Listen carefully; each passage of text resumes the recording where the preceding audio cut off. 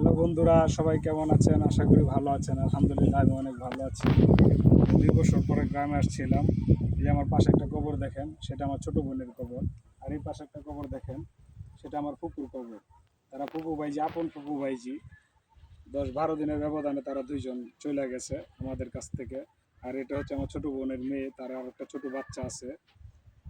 তা অনেকদিন পরে আসলাম এই খবরগুলো শুনে।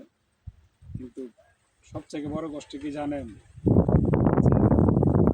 আমরা যতটুকু আশা করি যে সন্তানের কাঁধে বাবার লাশ উঠবে, আর বাবার কাঁধে সন্তানের লাশ উঠছে, এর চেয়ে বড় কষ্ট আর দুনিয়াতে নাই।